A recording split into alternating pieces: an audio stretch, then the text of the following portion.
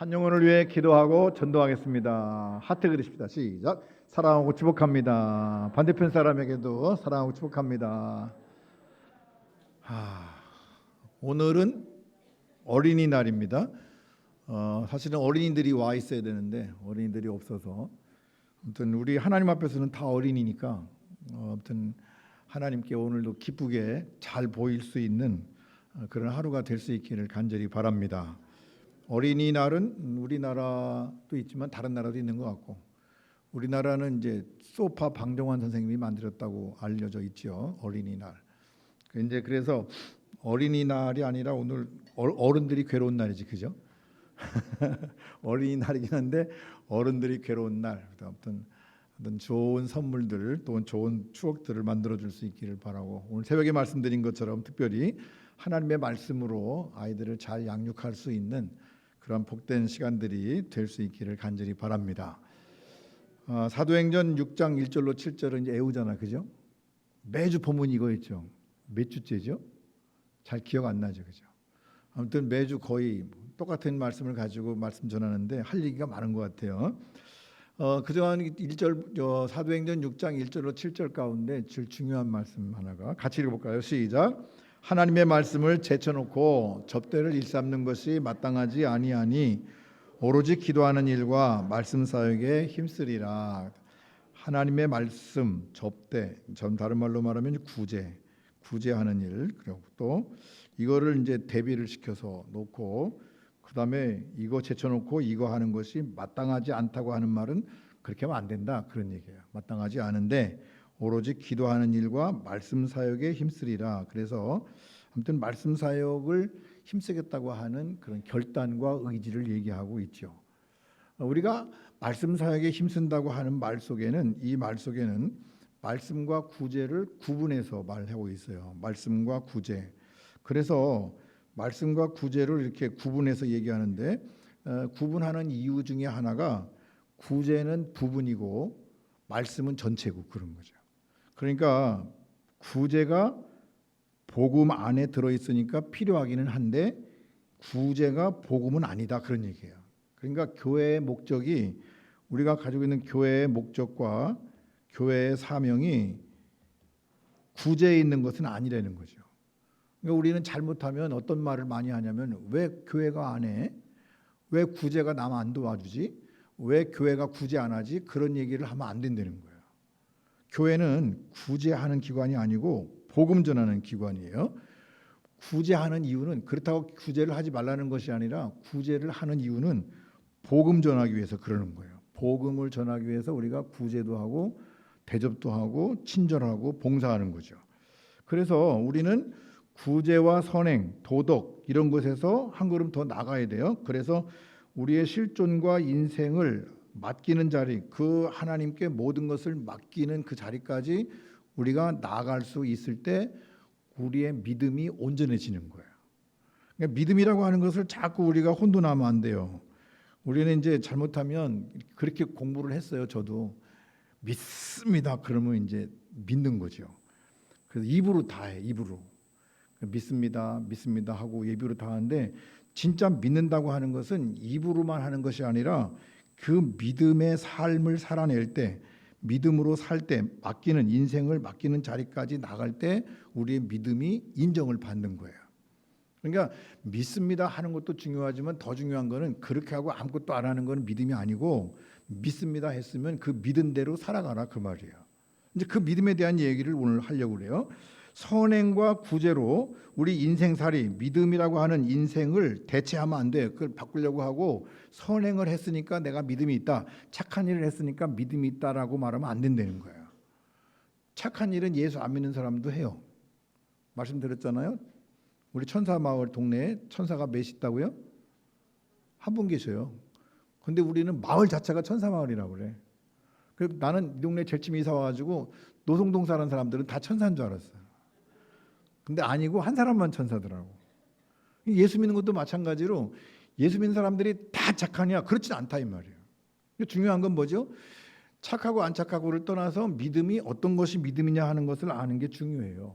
지난주에 말씀드렸어요. 빌립에 대해서. 빌립이라고 하는 예수님의 제자가 예수님께 물어봤어요. 주여, 아버지를 우리에게 보여주세요. 아버지를 보여달래요. 아버지는 누구예요? 하나님. 예수님, 우리에게 아버지 하나님을 보여주세요. 그래. 하나님 아버지를 보면 좋겠죠. 하나님 아버지 본 사람. 미안한데 저도 못 봤거든요. 목사님도 못 봤는데 뭐 보려고 그래. 자꾸 우리는 뭘 보려고 그래. 보여달라고 그러잖아요. 그래서 하나님의 초월하심, 하는 기적 이런 것들을 체험하고 그래서 그 속에서 하나님을 느끼려고 해요. 그런데도 예수님께서 하나님을 우리에게 보여주세요. 그럴 때 예수님께서 그래 봐라. 그리고 쫙 열어주면 얼마나 좋아요. 영화에서 마치 막 앞이 쫙 열리면서 3차원의 세계가 딱 나타나는 거 뭐 그런 영화 있잖아요. 그죠? 뭐 그런 것처럼 하나님의 나라가 이렇게 확 보이면 얼마나 좋아요. 근데 그런 일이 별로 없어요. 별로 없는 게 아니라 거의 없죠. 근데 주님은 이렇게 말씀하세요. 그렇게 보여주겠다는 말씀 안 하시고 빌립이 이제 예수님한테 아버지 보여달라고 그러니까 빌립아, 내가 이렇게 오래 너희와 함께 있는데 왜 내가 나를 모르냐? 나를 본 사람은 아버지를 보았거늘 왜 아버지를 자꾸 보여달라 그러냐? 그런 얘기를 하셔요. 그러니까 예수님 얘기는 뭐냐면 기적과 초월하는 것과 이 세상의 모든 자연이 다 하나님의 통치 안에 있다. 기적도 하나님의 거지만 기적이 안 일어나는 것도 하나님의 통치 아래에 있는 거니까 우리 살아가는 모든 것이 다 누구의 손에 있다? 하나님의 손에 있다. 이런 얘기를 지금 하시는 거예요. 그래서 모든 것이 다 하나님의 영역이고 하나님의 일하시는 곳이죠. 우리는 하나님의 일하시는 장소에서 우리가 살아요. 그러니까 하나님을 보여달라고 하는데 예수님도 보여줄 곳이 없고 나를 봤으면 됐지 뭘 또 보여달라고 그러냐 그런 거죠. 그러니까 우리가 함께 있는다고 하는 말을 잘 해석하셔야 돼요. 빌립아, 내가 이렇게 오래 너희와 함께 있는데 네가 나를 알지 못하냐? 이 질문을 이렇게 길게 풀어보면 이런 말이에요. 오늘날 우리말로 말하면 내가 이렇게 세상에 와서 너희 눈앞에 보이는 몸을 입고 너희와 동일하게 시간 속에서 인생을 살아가는데 뭘 더 보여달라고 그러냐? 더 보여줄 게 뭐 있냐? 이런 거예요. 예수님이 세상에 오셔서 몸을 입으시고 인생을 사셨대요. 그러면서 함께 있다고 말씀하시면서 뭘 더 보여줄 게 있느냐고 말씀하시죠. 다른 말로 말하면 내가 사는 모습을 보는 것이 하나님의 일이고 하나님을 보는 거다 그런 거예요. 그러면 우리가 이제 여기서 예수님은 어떻게 사셨나 하는 걸 좀 우리가 공부를 하고 또 말씀을 통해서 은혜를 나눌 수 있어야 돼요. 예수님께서 그러면 함께 있는 것, 그래서 인생을 우리가 살아가시는 것이 뭔가 하는 것을 보려면 요한복음을 보면 알 수 있습니다. 요한복음 가운데 예수님께서 이제 빌립에게 계속 하시는 말씀이에요. 아까 요한복음 14장에 있는 말씀인데 그 말씀을 우리가 쭉 유추해가면서 읽어가면서 도대체 예수님이 그럼 어떤 일을 하셨는지 알아볼 수가 있어요. 내가 아버지 안에 거하고, 내가는 예수님께서 아버지 안에 거했다고 하는 말은 하나님 안에 거하고, 예수님이 하나님 안에 거하시고 아버지는 내 안에 계신 것을 믿지 아니하느냐? 못 믿겠냐? 내가 너희에게 이르는 말은 스스로 하는 말이 아니라 아버지께서 내 안에 계셔서 그의 일을 하시는 것이라. 이게 영화 어려운 게 아니에요, 그죠? 들어보니까 어려워요, 쉬워요. 이게 무슨 얘기인지 왔다 갔다 해. 막 이게 어려워요. 그러면서 예수님께서는 아버지가 내 안에 계시고 내가 아버지 안에 있고 내가 하는 말이 아니고 아버지께서 내 안에 계셔서 그렇게 하는 거고 또 내가 아버지 안에 거하고 아버지께서 내 안에 계심을 믿어라. 이까지는 이제 한참 예수님께서 막 설명을 장황하게 하셨는데 근데 그래도 못 믿잖아, 그죠? 누가 못 믿었다고요? 빌립이. 우리도 못 믿잖아, 그죠? 이게 무슨 얘기인지 잘 모르겠어요. 근데 그 뒤에다가 예수님께서 이렇게 말씀하셔요. 그렇지 못하겠거든. 이게 안 믿어지면 행하는 그 일로 말미암아 나를 믿으라. 행하는 그 일로 말미암아. 누가 행하는 거? 예수님이 행하시는 그 일로 말미암아 나를 믿으라. 그러면 예수님이 행하시는 일이 뭐죠?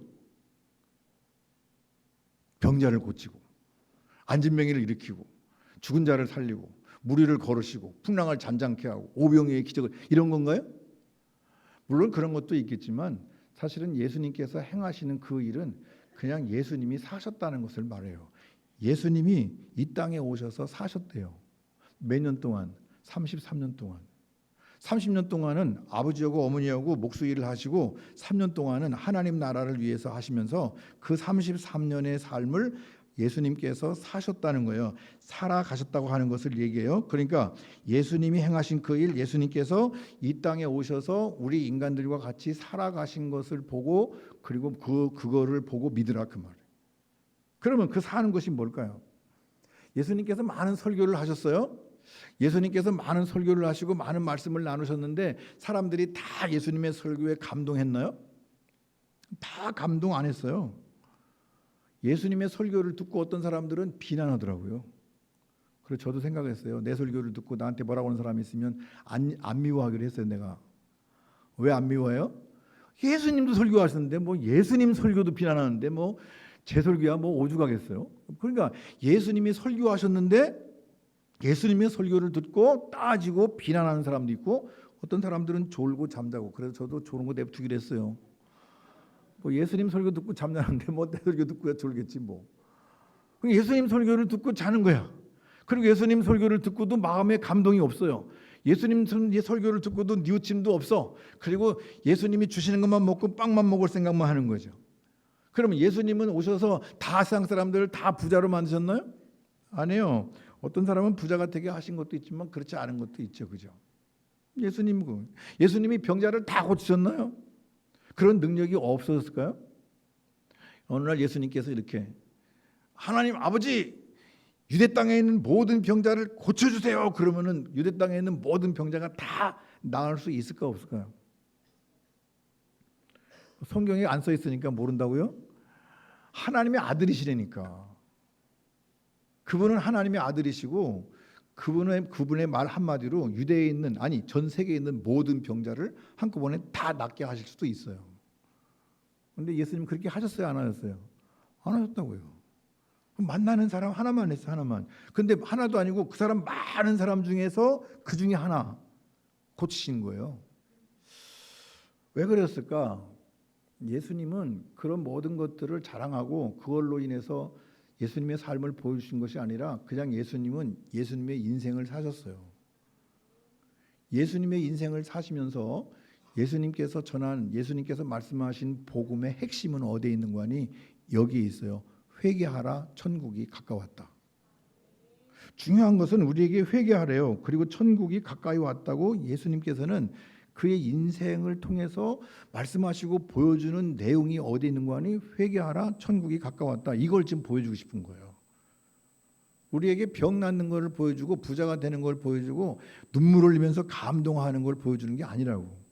설교를 듣고 막 감동하고 그러면 좋겠는데 그걸 보여준 게 아니라 정말 회개하고 천국을 바라보고 하나님 나라를 향해서 갈 수 있도록 만들어주는 거죠.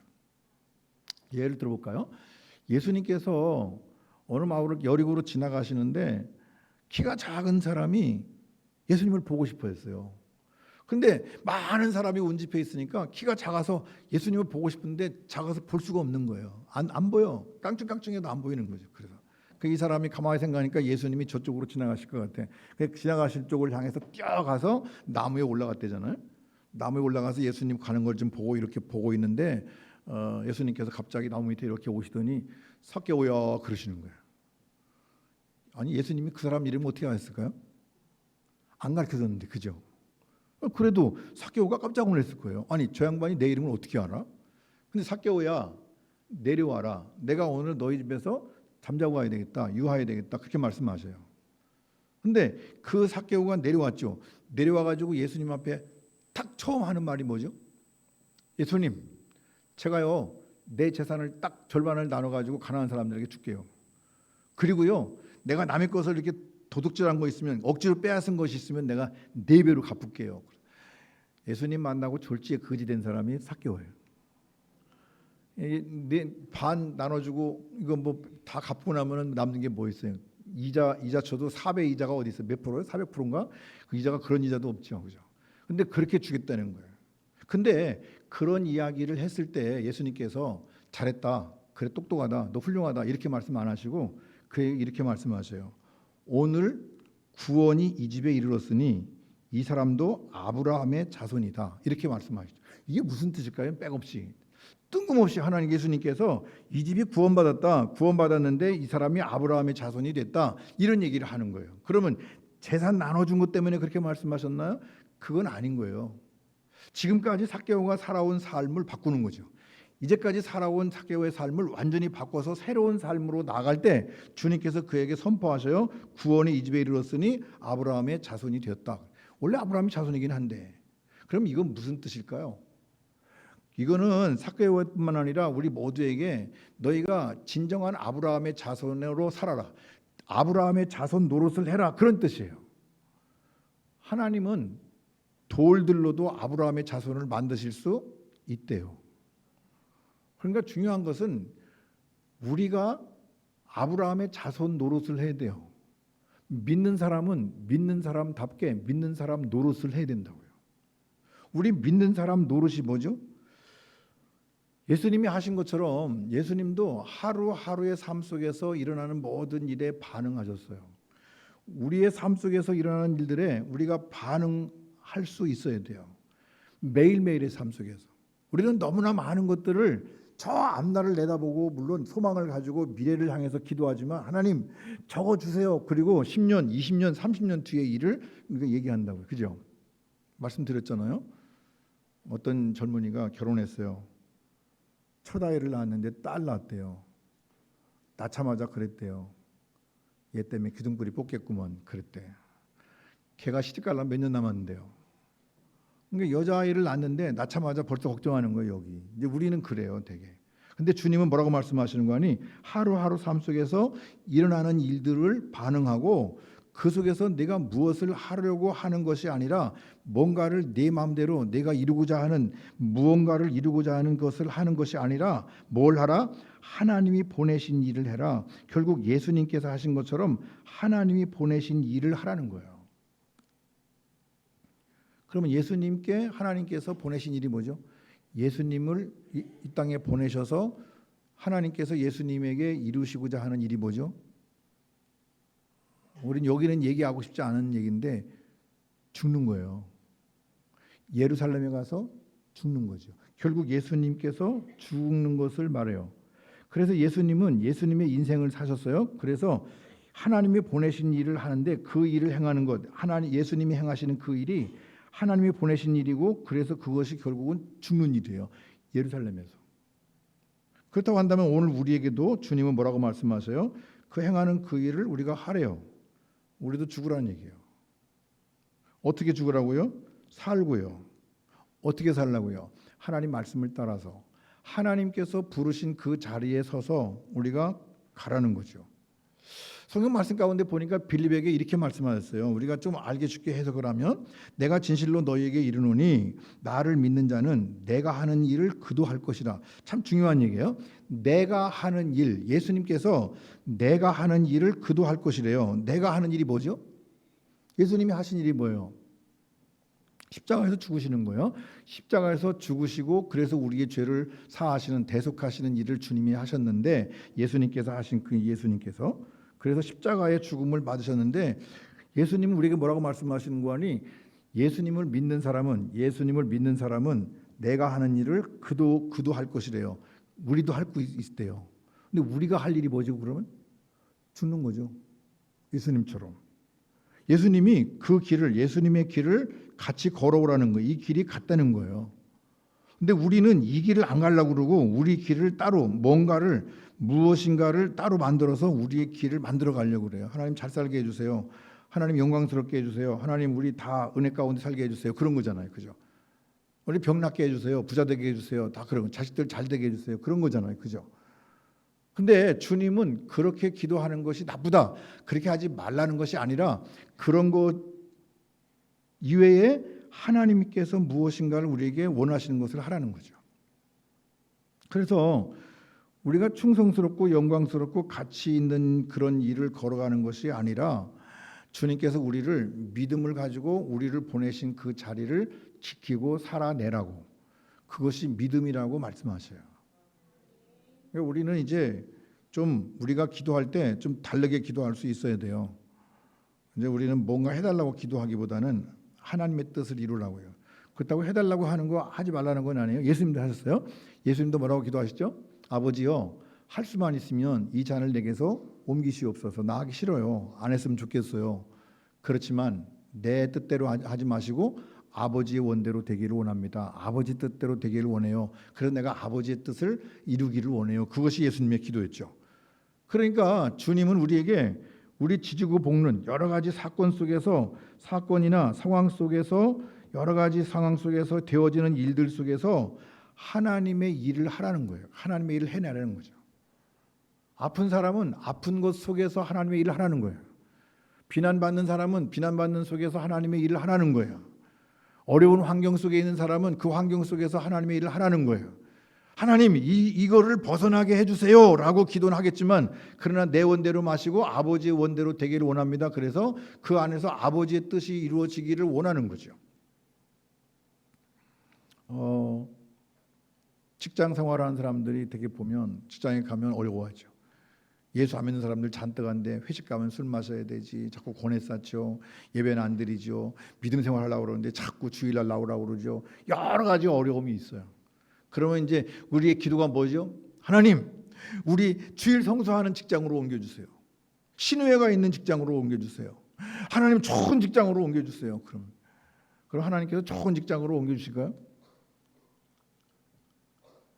중요한 것은 하나님이 거기에 보내신 이유가 있죠. 그 자리, 그 어려운 상황, 술을 먹는 회식 자리, 아니면 그 주일을 성수하지 못하도록 만드는 그런 어려운 자리에 들어가 있을 때, 그때 그곳에서 그것을 이겨내가고 살아냄으로 인해서, 그래서 거기서 믿음을 지켜가는 거죠. 믿음의 삶을 보이는 거예요. 이것이 이제 우리가 믿음의 삶을 살아가는 거죠. 서울의 큰 교회 어떤 목사님이 지난번에 한 말씀 드렸잖아요. 그런 얘기 있잖아요. 청년 하나가 왔어요. 그래서 목사님, 저를 위해서 기도해 주세요. 무슨 기도인데, 뭐 맨날 기도하는데 또 하냐. 제가요 직장인 갔잖아요. 그래, 알지. 네 직장 어디 간지 알지. 근데 가보니까요, 이게 진짜 힘들어요. 예수 다 안 믿고요, 사장님도 안 믿고요, 과장님도 안 믿고 다 안 믿고요. 회식하면 맨날 가고 술만 먹고요. 그리고 주일날 나와서 근무하라고 그러고요, 야근하라고 그러고, 정말 기도하는 건 없고 매일같이 제가 시달려서 여기에서는 신앙생활을 도저히 못하겠어요. 그러니까 목사님, 저 직장 옮겨달라고, 좋은 직장으로 가게 해달라고 기도해 주세요. 그러더래요. 저 같으면 알았어, 내가 기도해 줄게. 그리고 기도했을 것 같아. 근데 그 목사님이 그랬대요. 너 내일부터 우리 교회 나오지 마. 그랬대요. 왜 목사님 왜요? 그러니까 아니, 생각을 해봐라. 하나님께서 네가 거기에 필요해서 그 자리에 가서 내가 믿는 사람으로서 그 일을 하라고 하나님께서 너를 보내셨는데, 네가 그걸 안 하겠다고 나오면 그게 믿는 사람이냐? 그게 하나님 일꾼이냐? 다 믿는 데 가서 믿는 건 다 할 수 있다. 근데 하나님께서 왜 너를 거기에 보내셨을까? 왜 너로 하여금 힘들게 하고 너로 하여금 어렵게 하고 비난받게 하고 그런 자리에 보내셨을까? 그것은 그곳에서 너의 믿음을 보여주라고. 예를 들면 거기서 죽으라고. 예수님이 죽으신 것처럼 거기서 네가 죽으라고. 그래서 그 죽음으로 인해서 그곳을 구원시키라고. 예수님처럼. 그래서 거기를 보냈다는 거죠. 우리의 모든 삶이 그래요. 그러니까 여러분, 저 여러분이 아픈 거, 여러 가지 비난받는 거, 어려운 환경 속에서 있다고 해서 하나님 거기서 벗어나게 해주세요, 이거 안 하게 해주세요 라고 기도하기보다는, 하나님 나에게 주신 이 자리를 지킬 수 있도록 도우시고, 이 자리에서 내가 십자가를 지고 정말 주님이 보내신 사명을 감당할 수 있도록 도와주시옵소서. 이것이 우리의 기도가 되어야 되고, 이것이 진짜 믿는 사람이 되는 거죠. 우리 믿음이 그런 거예요. 그러니까 여러분, 주어진 인생을 사십시오. 가난하면 가난한 대로, 약하면 약한 대로, 무식하면 무식한 대로 사시라고요. 없는 걸 자꾸 달라고 그래서 그것 가지고 갈등하고 그것 때문에 어려워하지 마시고 있는 곳 가운데서 사시라고요. 그것이 뭐예요? 그것이 하나님의 일이라고요. 하나님께서 하나님의 일을 위해서 필요하기 때문에 나한테 그런 걸 주신 거예요. 적어도 지금은 모르겠지만 시간이 지나고 나면 뒤돌아보면 그런 게 느껴질 거예요. 그래서 그러셨구나. 이때 이런 것이 이랬구나. 그런 걸 알게 될 거예요. 우리는 그것을 감당해낼 수 있어야 돼요. 자기 자리를 지켜서 힘든 인생을 살아가십시오. 살아야 됩니다. 벗어나려고 하고 그곳에서 벗어나서 자꾸만 더 나은 삶으로 나가기 위해서 스트레스를 엄청 받는 것보다는, 하나님께서 나에게 주신 그 삶의 터전에서 내가 하나님의 일을 감당하며 씩씩하게 아름답게 과감하게 용기 있게 힘을 다해서 가는 거죠. 요단강을 건너가는 거죠. 광야를 지나는 거죠. 사망의 온침한 골짜기를 가는 거죠. 그러면서 누구를 믿고 가라고요? 그럼에도 불구하고 우리는 하나님이 일하시는 것을 믿으십시오. 이거는 다 하나님이 일하시는 하나님의 일의 한 부분이에요. 그래서 하나님이 필요한 대로 우리를 보내실 거예요. 하나님께서 어디를 보내시든 무엇을 맡기시든 그것이 쉬울 수도 있고 또 그것이 어려울 수도 있고 어떤 때는 비난받을 수도 있고 어떤 때는 시궁창 같은 곳에 들어갈 수도 있어요. 아골골짝 빈들이라도 가는 그런 놀라운 은혜, 그런 자리가 될 수도 있다고요. 그럼에도 불구하고 우리는 주님을 믿고 가는 거예요. 주님이 하시겠지. 내가 거기서 죽으면 주님이 나를 살리시겠지. 예수 그리스도께서 십자가에 달려 죽고 나면 나를 부활시켰다고 하는 믿음이 예수님께 있었기 때문에 주님은 십자가를 지시고 죽으셨잖아요. 근데 주님이 하나님께서 부활하게 하셨죠. 그래서 구원을 이루셨죠. 그렇다고 한다면 오늘도 우리도 하나님의 일하심을 믿고 우리 상황 속에서 우리가 버텨내고 그리고 그곳에서 죽을 때 주님은 반드시 우리를 다시 살리실 줄로 믿습니다. 이것이 믿음입니다. 이 믿음을 가지고 우리가 살아가야 연약한 믿음이 아니라 강하고 담대한 믿음이 되는 겁니다. 바울은 이렇게 얘기했습니다. 고린도 교회 편지하면서 내가 너희 가운데 거할 때 약하고 두려워하고 심히 떨었다. 바울 사도가 약하고 두려워하고 심히 떨었대요. 왜 그랬을까요? 여러 가지 이유가 있지만 첫 번째 이유는 뭐냐면 복음이 아닌 다른 것으로 대신할까 봐. 바울은 똑똑한 사람이었고 바울은 집안이 부자였어요. 유학 갔던 사람이에요, 그 당시에. 그러니까 바울이 가지고 있던 여러 가지 자격과 여러 가지 환경 속에서 자기 것을 얘기하면서 뭔가 다른 것으로 대신할까 봐. 다시 말하면 오늘 사도행전에 있는 말씀 가운데 보면 구제로 복음을 대신할까 봐. 우리 교회가 구제 많이 했으니까 우리 교회가 하나 사랑받을 거야. No, 그렇지 않습니다. 교회는 복음 전할 때 사랑받게 돼 있습니다. 그걸 해야 돼요.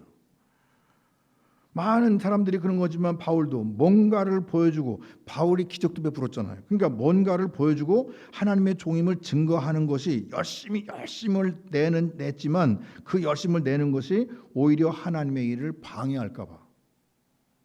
여러분 기억하셔야 돼요. 우리가 열심히 하기는 하는데 그것이 잘못하면 하나님의 일을 방해할 수도 있어요.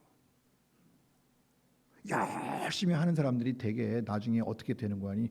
교만해져요. 어떻게 된다고요? 교만해져. 내가 헌금 많이 했는데, 내가 봉사 많이 했는데, 내가 이 교회에서 이런 거잖아요. 문제죠, 문제. 지난번에 우리 강문호 목사님 그 강의 듣는데 그 따님 얘기하더라고요. 따님이 부자래요. 엄청 부자인가 봐요. 교회를 졌는데 240억? 그죠? 240억을 주고 교회를 졌대요. 근데 그 따님이 그랬대. 그냥 나 혼자 다 낼게요. 그래서 혼자 240억을 다 냈대. 그래서 240억을 혼자 내가지고 교회를 졌대요. 그래서 강 목사님이 너 그 교회 떠나라 그랬대요. 왜냐하면 네가 그 교회에 있으면 교만해진다. 그래서 그 딸이 그 교회 떠났답니다. 물론 하나의 예인지 얘기했지만 교회를 열심히 하는 사람들이 되게 잘못하면 시험거리가 되고 그것이 하나님의 일을 방해하는 것이 될 수도 있어요. 그래서 우리는 항상 약하고 두려워하고 떨어야 돼요. 그래서 그런지 하나님은 하나님의 일을 시킬 때 아무것도 가지지 않은 채로 보내실 때가 있어요. 아무것도 가지지 않을 때. 바울도 그랬어요. 모든 것을 다 가진 것 같았지만 바울은 자기가 아무것도 가지지 못했다고 생각을 했고 그리고 자기는 아무것도 가지지 않고 가게 됐죠. 예수님께서 둘씩 짝져서 복음 전하라고 보낼 때도 전대 갖고 다니지 마라 그래요. 돈주머니 갖고 다니지 말고 두버릇도 갖고 다니지 말고 주는 거 먹고 살아라 그렇게 말씀하셨죠. 안 주신다고요. 오늘 말씀 가운데 요한복음 다시 봅니다. 빌립에게 하신 말씀이에요. 내가 진실로 진실로 너희에게 이르노니 나를 믿는 자는 내가 하는 일을 그도 할 것이요 또한 그보다 큰 일도 하리라. 내가 하는 일을 그도 할 것이고 큰 일도 할 것이래요. 지금 말씀드렸어요. 이는 내가 아버지께로 감이라. 너희가 내 이름으로 무엇을 구하든지 내가 행하리니. 여기가 참 문제가 있어요. 너희가 내 이름으로 무엇을 구하든지 내가 행하리니. 그래서 우리는 이 말씀을 딱 가지고 뭐라고 얘기하는 거 아니? 기도하면 다 응답돼. 기도하면 안 될 일이 없어. 그렇게 해석을 하죠. 근데 앞에 문맥을 잊어버리면 이게 그렇게 해석하는 게 맞아요. 기도하지 말라는 얘기가 아니라 기도하면 응답하시는데 이 본문 말씀 요한복음에서는 그것이 아니라는 거예요.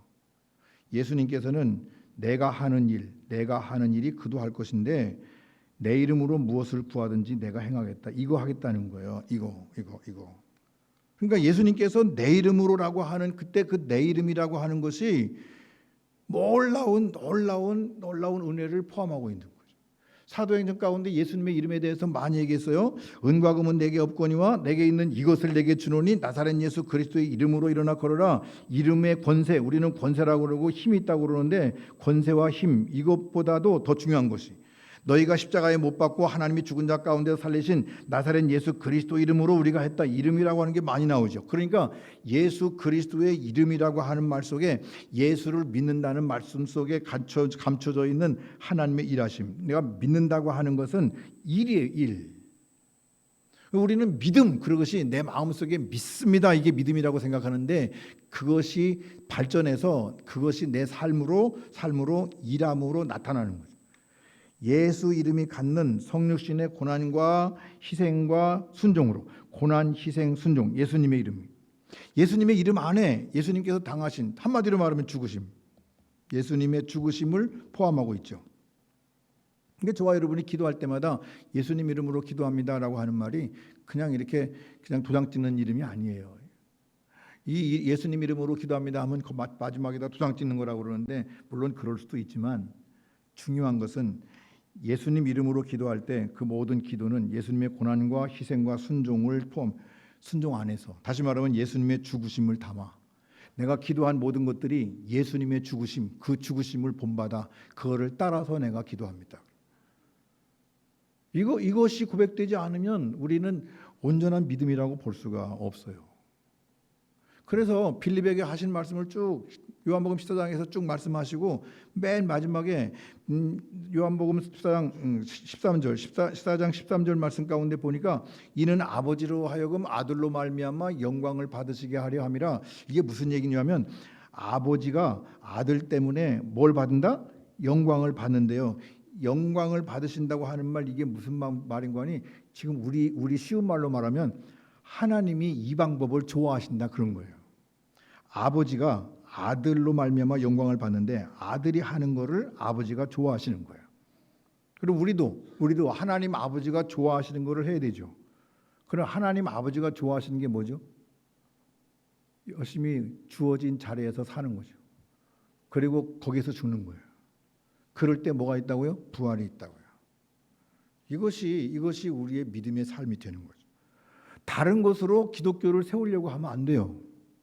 착한 걸로, 도덕적인 걸로, 어떤 정직한 걸로 자꾸 다른 것으로 기독교를 세우려고 하면 안 돼요. 내가 훌륭해지고 능력이 생겨서 하나님을 도우려고 하면 안 돼요. 훌륭해져봐야 얼마나 훌륭하겠어요. 하나님은 약한 자를 들어서 강한 자를 물리치기도 하고 비련한 자를 택해서 똑똑한 자, 지혜로운 자를 부끄럽게 하시기도 하고, 그죠? 예를 들면 하나님은 다윗을 들어서 골리앗을 물리치기도 하신다고 말이에요. 근데 우리는 뭐라고 기도해요? 하나님 골리앗 떼게 해주세요. 우리 날마다 그렇게 기도하잖아요. 여러분 다윗 떼게 달라고 기도했어요? 다윗이 어리죠. 가진 것이 없죠. 물맷돌 하나 가지고 나간다고요. 소년이에요. 근데 우리는 한 번도 다윗 떼게 해달라고 기도한 적이 별로 없다고요. 우리의 기도 내용을 가만히 보면 골리앗 떼게 해달라고 기도하죠. 하나님 부자 되게 해주세요. 능력 있게 해주세요. 찬란하게 해주세요. 영광스럽게 해주세요. 이것이 우리의 기도죠. 골리앗처럼 되게, 골리앗처럼 돼서 그래서 하나님의 일을 한다고요? 아니요. 하나님은 다윗과 같은 사람을 들어 쓰신다고요. 다윗처럼 자기의 삶을 사는 사람이에요. 그저 그 안에서 아버지에게 미움받고 양을 치면서 그곳에서 자기의 삶을 성실하게 살아낼 때 그때 하나님께서 그를 들어 쓰시고 사용하시는 거죠. 골리앗 앞에서도 다윗은 당당하게 거기에서 주눅들지 아니하고 너는 그걸로 가지만 나는 이걸로 갈 거야. 그리고 하나님의 말씀 들고 가지요. 여러분, 골리앗이 가진 게 많아요? 다윗이 가진 게 많아요? 골리앗이 가진 것이 훨씬 더 많아요. 키도 크죠. 무기도 좋죠. 옆에 병사도 있들죠. 다윗은 혼자 갑니다. 놀라운 것은 다윗이 돌멩이 갖고 간대요. 돌멩이. 물맷돌하고. 근데 다윗이 혹시 몰라서 5개를 가지고 왔어요. 근데 다윗이 몇 개 썼죠? 1개 썼다고. 그러니까 다윗이 가진 건 5개, 돌멩이 5개예요. 근데 하나님은 그것도 다 안 쓰시고 하나만 쓰셨다고. 하나만. 그게 뭐죠? 하나님의 역사. 그래서 우리는 하나님의 일하심과 부르심 또한 신비한 십자가의 비밀에 우리가 순종할 수 있어야 돼요. 그래서 우리는 우리 예수 그리스도의 죽으심을 본받고 우리가 처해 있는 그곳에서 내가 죽으면 죽으리라는 각오를 가지고 가면 주님께서 반드시 살게 하실 줄로 믿습니다. 그래서 한 알의 밀이 땅에 떨어져 죽지 않으면 한 알 그대로 있고 죽으면 많은 열매를 맺는데요. 그러니까 주님은 우리가 죽기를 원하신다고요. 죽을 때 그때 하나님께서 우리에게 놀라운 열매를 주시는 거죠. 그는 육체에 계실 때 자기를 죽음에서 능히 구원하실 이에게 심한 통곡과 눈물로 간구와 소원을 드렸대요. 예수님이 육체에 계실 때 심한 통곡과 눈물로 맨날 웃고 사신 것이 아니라 예수님은 심한 통곡과 눈물로 간구와 소원을 주님 앞에 올려드린 분이에요. 예수 이름이 갖는 구체적인 인생의 고난과 고통이죠. 그 고통 속에서 주님은 항상 하나님의 일하심, 하나님께서 하신다는 사실을 믿고 의지했죠.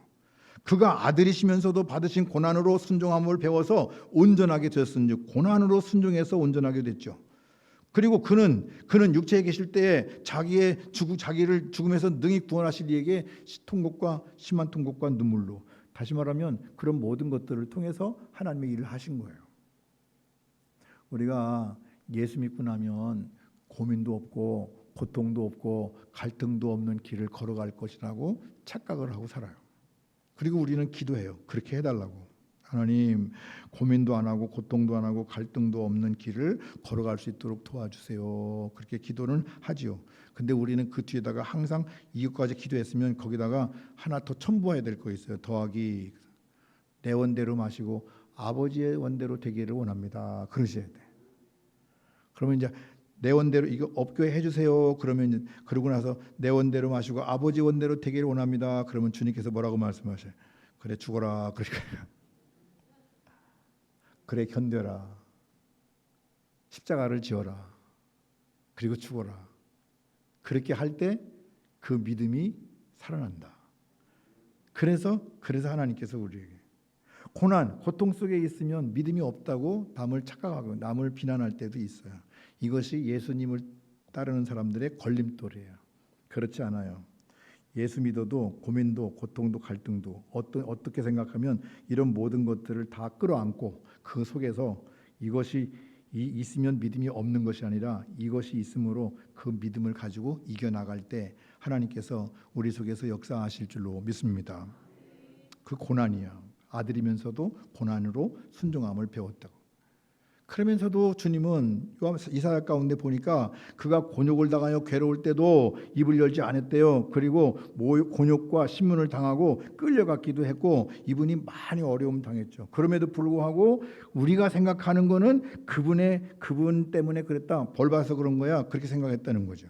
그럼에도 불구하고 그는 강포를 행하지 아니하였고, 다시 말하면 화내지 않았대요. 많은 어려움이 있는데 그것 때문에 화내지 않았다고.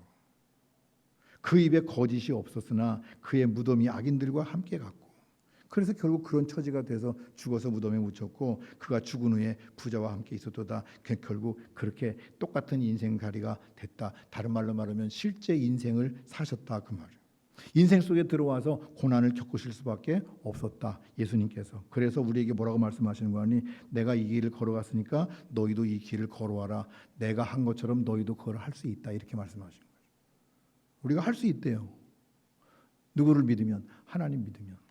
그래서 이런 말씀이 우리에게 믿음의 길을 걸어갈 때 위로와 힘이 될 수 있습니다. 이것이 우리가 얻는 힘이에요. 믿음의 길을 걸어가는 위로와 힘이 되는 거죠. 주님이 그러셨대, 그런 거죠. 그래서 오늘 말씀이 그런 거예요. 우리가 하나님의 말씀을 제쳐놓고 접대를 일삼는 것이 마땅치 아니하니 우리는 오로지 기도하는 일과 말씀 사역에 힘쓰리라. 기독교 신앙을 증거하는 하나님의 방법은 말씀 사역에 있어요. 그 말씀을 가지고 우리가 십자가로 승리하시는 하나님의 요구가 우리에게 나타나는데 그것이 뭐냐면 말씀 사역이죠. 말씀 사역이 한마디로 뭐라고요? 우리의 모든 상황 속에서 견디고 버티는 거죠. 십자가를 지는 거예요. 그리고 죽는 거죠. 거기까지 가면 주님을 믿고 가는 주님께서 우리로 하여금 승리하게 하실 줄로 믿습니다. 그래서 하나님의 영광과 예수 그리스도의 이름의 영광, 성도의 영광이 여기에 있는 거죠. 믿음의 영광이 여기에 있는 거예요. 저와 여러분이 그 믿음의 영광, 하나님께서 우리에게 주시는 은혜 가운데 있을 수 있기를 간절히 바랍니다. 일본 사람들이 예수를 잘 안 믿어요. 일본의 기독교인 1%도 안 되니까 얼마 안 돼요. 근데도 일본 사람들 가운데 좋은 목사님들이나 좋은 신학자들이 가끔 있어요. 이분은 이제 가가와 도요이코라고 하는 분인데 이분이 돌아가신 것이 제가 태어난 때가 돌아가신 옛날 분이죠, 그죠? 근데 그분이 이제 아마 선교사의 복음을 듣고 예수를 믿고 목사님이 되신 것 같아요. 근데 그분이 이제 유년 시절에 자기 교사였던 로건 선생님을 회상하면서 이렇게 말해요. 하나님을 직접 뵙지는 못했지만 로건 선생님을 통해 하나님의 그림자를 봤습니다. 다시 말하면 로건 선생님은 일본에 오셔서 살아내신 거예요. 그 어려움, 모든 걸 다 버리고 일본에 와서 그 어려움 가운데 복음 전하면서 모든 것을 살아냈죠. 그리고 죽었어요. 그리고 나서 이분은 로건 선생님을 통해서 하나님을 직접 뵙지는 못했지만 하나님의 그림자를 봤다고 얘기하고 있죠. 저와 여러분이 오늘 말씀 가운데 잘 기억하시고 우리가 하나님의 그림자를 보여줄 수 있는 어린이날을 맞이해서 우리 자녀들에게 내가 하나님의 그림자를 보여줄 수 있는 내 삶의 터전에서 견뎌냄으로 말미암아 비록 다윗과 같은 조그만 보잘것 없는 볼품없는 삶을 살지만 골리앗을 이길 수 있는 믿음을 가지고 그리고 그 속에서 골리앗을 이겨나갈 때 우리 자녀들이 우리의 모습 속에서 하나님을 볼 거고 하나님의 그림자를 보는 그들이 우리가 그렇듯이 주님을 따라가는 은혜로운 삶을 살아낼 줄로 믿습니다. 기도하십시다.